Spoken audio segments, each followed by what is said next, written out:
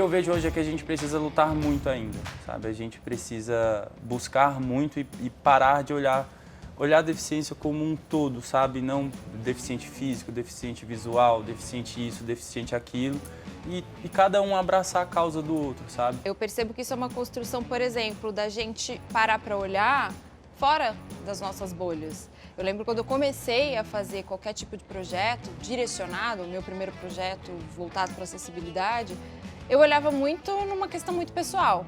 E hoje, desenvolvendo projetos na área de moda, eu olho e percebo quanto eu tenho que acessar, por exemplo, para entender qual que é a dificuldade dele, dela, dele. O que a gente está trazendo é a necessidade de uma sociedade acessível para todo mundo. As pessoas relacionam a acessibilidade à deficiência. E não, claro que a pessoa com deficiência, ela precisa do mínimo de acessibilidade de diferentes perspectivas para conseguir ter acesso à vida. Mas que a acessibilidade, ela pode tornar a vida melhor para toda a sociedade. Verdade, o que você falou, o que você explicou agora.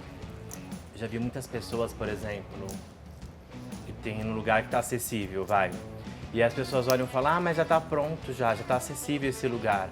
Mas esquece que a acessibilidade não é só o lugar, né? Tem essa questão também atitudinal. Por exemplo, uma experiência quanto surdo. Eu fui no cinema, aí tem um aplicativo que eu posso escolher, né? Ou com legenda ou com intérprete. Mas aí tem um avatar. Mas avatar para o surdo, será que resolve? É uma coisa muito mecânica, não tem expressão, por exemplo. As pessoas acham, mas é acessível para ele. Isso já é acessibilidade. Desculpa, não é acessibilidade. Então as pessoas veem só como essas ferramentas de ser acessível, mas não é esse óbvio que as pessoas veem lá fora, sabe? Então tem outras coisas que vai além. E a gente precisa também de empatia. Eu acho muito importante essa questão da empatia, sabe? Onde cada um coloca no lugar do outro e entende a necessidade de cada um. Então, acessibilidade não é só ter rampa, só ter um intérprete de Libras, por exemplo, vai muito mais além.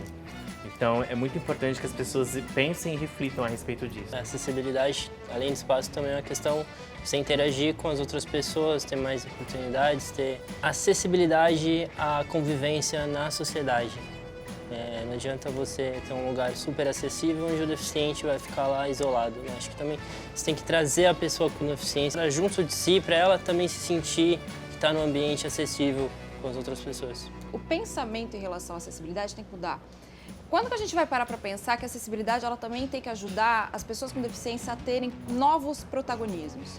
Por exemplo, se eu quiser cortar cabelo, se eu quiser me tornar uma médica e quiser fazer uma cirurgia, quando que a gente vai começar a evoluir no pensamento onde a acessibilidade ela vai além disso? Ela tem que trazer o que? As novas potências, né, das pessoas com deficiência. A gente quer transitar no social, a gente não quer escolher o que fazer com aquilo que sobrou pra gente fazer. Eu falo muito que quando a pessoa perde a perna, toda a família perde a perna. Quando a pessoa se torna cadeirante, toda a família se torna cadeirante. Porque todo mundo passa a pensar igual dentro daquela casa. E automaticamente essas pessoas elas melhoram também porque elas estão tendo uma experiência com aquilo ali. Que as pessoas comecem a olhar uma pessoa com deficiência, ao invés de perguntar, nossa, o que aconteceu com você? Você nasceu assim? Elas comecem a perguntar, nossa, da onde é a sua roupa? Querer saber de você. Verdade. A roupa eu acho que influencia muito nesse sentido que vocês estão falando, é muito legal. Quando, por exemplo, um ouvinte vê um surdo, parece que eu preciso ter uma roupa mais feia, sei lá, mais jogada. Ah, porque você é surdo? Nossa, mas você é bonito e é surdo. Por quê? Parece que eles associam isso, sabe? Eu não preciso ter uma boa aparência, eu tenho que ser surdo e ainda ser feio. Então, assim, sei lá, as pessoas ficam relacionando isso, sabe? Então, eu acho que é muito importante a gente ter uma característica, cada um tem a sua personalidade característica, independente de deficiência ou não. E alguns olham pra mim e falam, nossa, mas você não parece ser surdo. Aí ficam me perguntando, mas como que é parecer ser surdo, sabe? Então as pessoas têm que dar sempre essa identidade da deficiência pra gente, como se fosse parte da gente só no primeiro momento.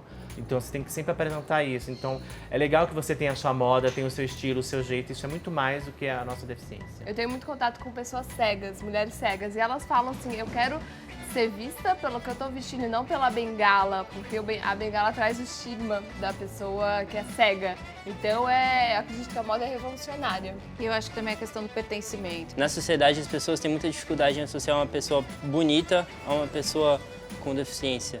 Geralmente, a pessoa com deficiência, pessoas acham que é uma pessoa que tem uma roupa mais velha, não se cuida tanto em questão de aparência. A moda em si é muito importante para uma pessoa com deficiência física para trazer o amor próprio dela, assim, para pelo menos ajudar. E eu lembro o primeiro dia que eu me vesti sozinha depois de muito tempo, consegui fazer isso e me olhar no espelho e construir a minha imagem. Isso falou muito, entra muito nisso, assim, a tua autoestima, você olhar e você ter o poder de escolha e você se perceber naquilo e falar, pô, agora sim, agora sou eu. Isso é muito bacana. Você perceber como as pessoas te olham, você se vestir, você tomar banho, você dirigir, tudo é novo, tudo é novidade, tudo você tem que se adaptar àquilo ali. E eu creio que até essa parte criativa é mais aguçada da gente, né? Que a gente tem que começar a ser mais criativos. Encontrar outras soluções, Isso, né? encontrar outras soluções. O deficiente físico, mesmo no mundo do atleta ou qualquer outro tipo de coisas que o deficiente faz, ele está sendo ele mesmo. Acho que não precisa você ficar dando parabéns toda hora para uma pessoa que está tentando ser ela mesma. Quando a pessoa me dá parabéns, poxa, você consegue dirigir? Eu estou vivendo a minha vida. Quando a pessoa me dá parabéns, poxa, você Dando faz parabéns esporte. por você ser você mesmo, né? Cara, é minha vida, entendeu? Não tem por que eu ter parabéns. Quantas pessoas com deficiência você vê? Quantas pessoas com deficiência você convive? E aí quando você vê um exemplo bom, aí você fala, nossa, eu, por exemplo, as pessoas dão parabéns pro meu marido. Por quê? Porque ele é uma pessoa que não tem deficiência e para a sociedade, pessoas com deficiência ou elas não podem se relacionar, são assexuadas, ou, imagina, uma pessoa que não tem deficiência estar com uma pessoa que tem deficiência. Esse parabéns, ele tem que ser repensado. Por que que automaticamente você deduz que aquela pessoa tem que ter parabéns porque ela é feliz? Porque supostamente você acha que ela é uma pessoa infeliz? Com certeza. Por quê? Porque ela tem uma deficiência? Verdade, eu lembrei agora de um exemplo. As pessoas também ficam falando isso. Por exemplo, quando eu falo alguma coisa, falam, nossa, ele tá falando, que legal, ele aprendeu a falar. E fica me dando parabéns também, sabe? Mas todo mundo pode aprender a falar. Então, por exemplo, igual as pessoas que são ouvintes também aprendem Libras. Então é muito comum isso, né, acontecer. Mas eles falam muito pra mim isso, nossa, é legal que sua mãe te motiva, né? Porque sua mãe é surda, ou a pessoa é surda, ou seu pai é surdo. Então eles têm que te motivar, porque também são surdos, vivenciou isso. Então você tem que ser motivado por essas pessoas, você tem um esforço de vida, você é um vencedor. Então sempre tem muito disso mesmo, essa coisa de sempre enaltecer a gente. Parece que a gente é sempre super-herói em tudo, sabe? E aí as pessoas ficam pensando, ele é surdo, será que ele consegue estudar, ele consegue ir pra faculdade? E ficam perguntando pra mim, meu filho, ele se formou.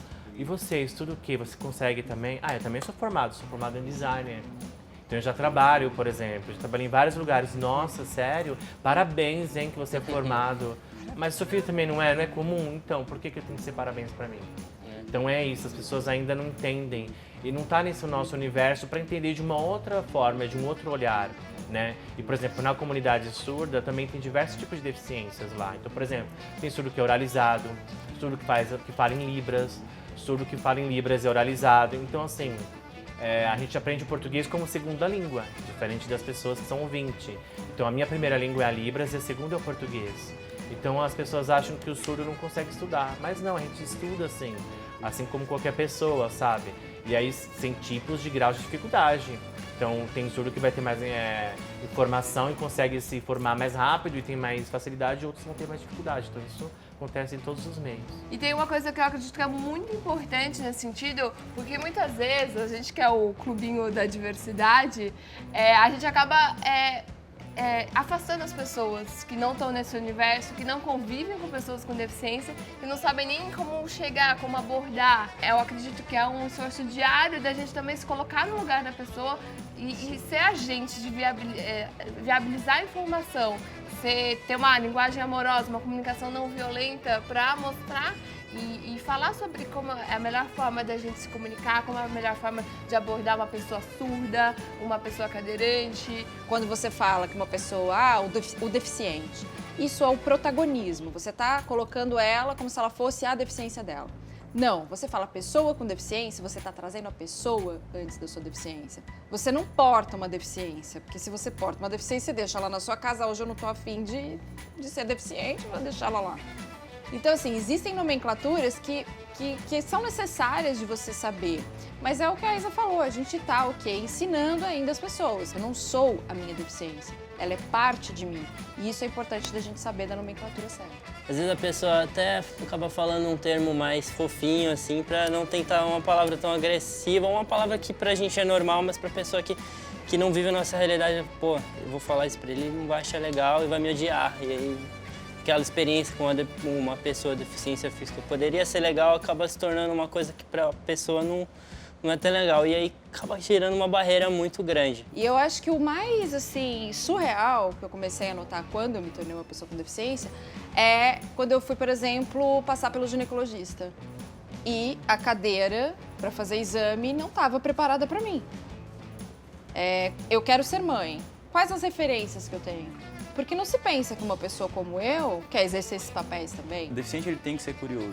Ele não pode simplesmente olhar para aquilo e falar, poxa, eu não consigo subir aquela escada. Poxa, sobe a escada, depois você vai ver se você consegue ou não. Depois que eu comecei a andar de skate, o esporte entrou na minha vida, eu descobri que meu corpo podia fazer coisas que eu jamais imaginava. E provando aí que ter uma deficiência não é algo que vai te impor um limite na sua vida. Ao contrário, é só mais uma barreira que você pode estar ali passando por cima e quebrando.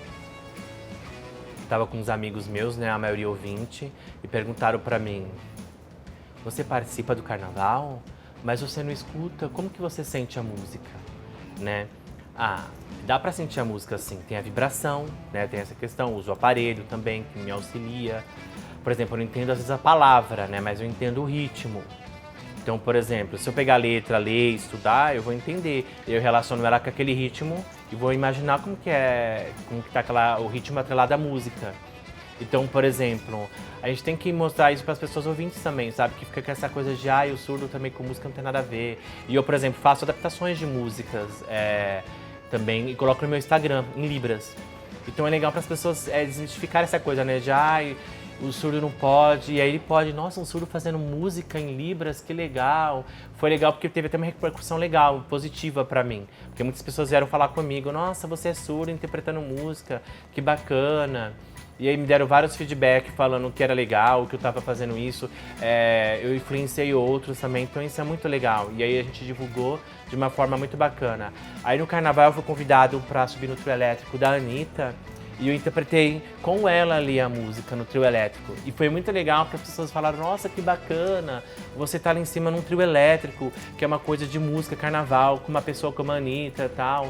Então é legal que a gente comece a desmistificar a coisa, né? E mostrar, todo mundo pode e não tem limite, eu acho que você pode. Eu acredito muito que essa linha do capacitismo e do medo, elas andam muito juntas e que estamos aqui para tentar mudar, né? Isso, acelerar a mudança. Você ter alguém para você se espelhar, você ter alguém para saber, pô, ele também é igual a mim, tá fazendo uma coisa que eu quero fazer, faz total diferença na vida de uma pessoa. A referência foi muito importante na minha vida e acho que eu gosto de tentar passar uma imagem legal, gosto de tentar passar para as pessoas essa parada de que as coisas são possíveis porque eu posso ser referência para uma pessoa e posso mudar a vida de uma pessoa assim como mudaram a minha vida.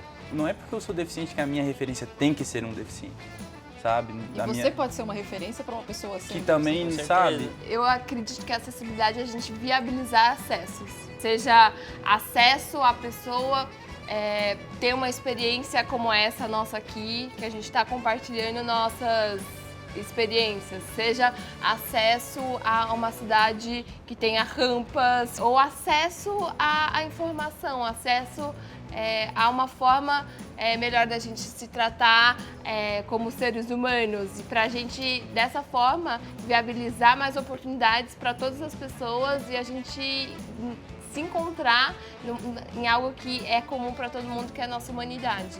Acessibilidade é isso, é ser livre, é ter liberdade. É você permitir que as pessoas tenham condições de acessar o mundo, mesmo com tudo diferente. Acessibilidade é você permitir que as pessoas tenham condição suficiente para, à medida da sua particularidade, poder fazer tudo como todo mundo faz.